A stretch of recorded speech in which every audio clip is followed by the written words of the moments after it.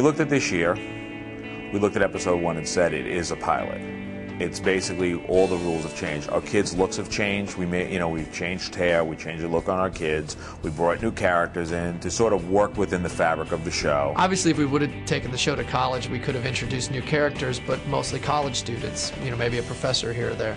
I think jumping ahead allows us to do all sorts of things. To be honest, we have a great new cast this year. We do. We have a great girl. Her name's Kayla McManus, and she's my editor. I play Lindsay Strauss.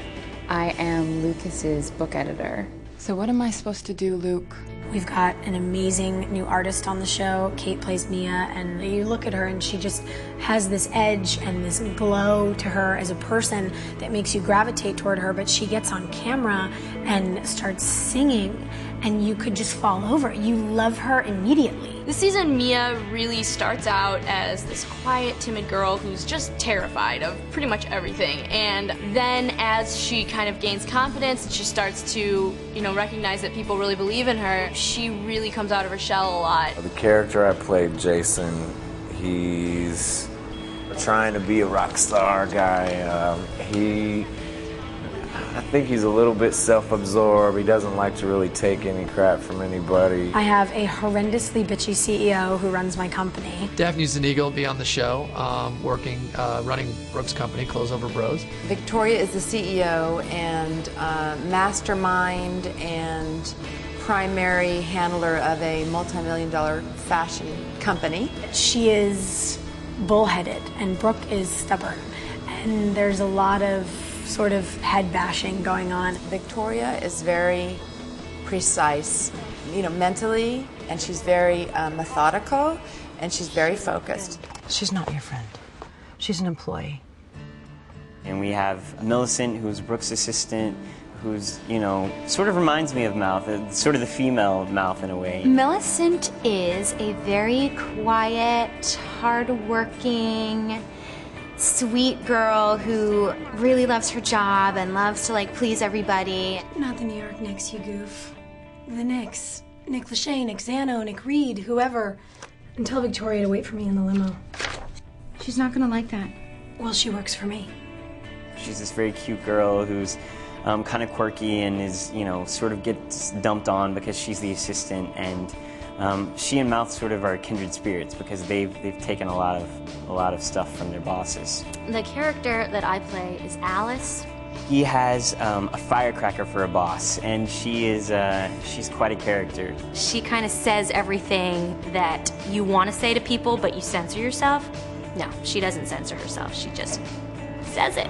And we also have Owen, the bartender, who winds up getting into relationships with some of our girls. I don't want to give too much away yet because I don't want to ruin it, even though it's probably all over the internet already. I can't give away too much right now, but I can tell you that Owen's got a past. Owen's got a history. So I think a lot of the characters in Tree Hill have, something. They're complicated. Something else happened to them, and I think, Owen's no exception. We'll meet a new Ravens basketball player, Quentin.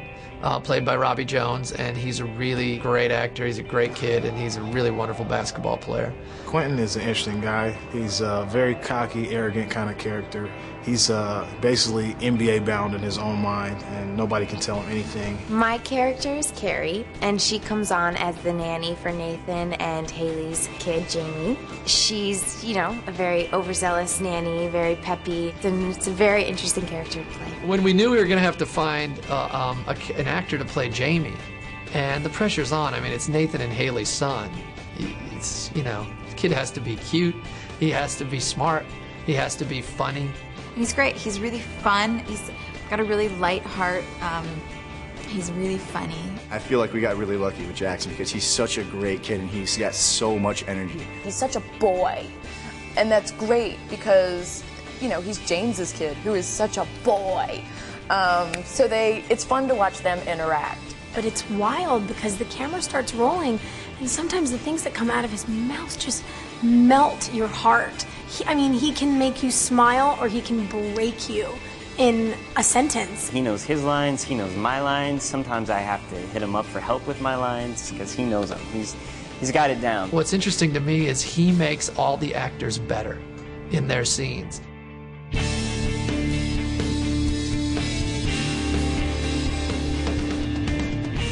Everybody who's come in here has fantastic energy, and they're playing their characters so well. We've got great actors, and they're all really good people. You know what the great thing about the show is? We got the characters that you fell in love with for the last 4 years, but they're back 4 years ahead, so their lives are a lot more interesting and a lot more complicated. And we've added new characters that will sort of enhance the storylines and add for more complications. It's adding a lot to our cast and to the spice of the show. I think people are going to be really happy.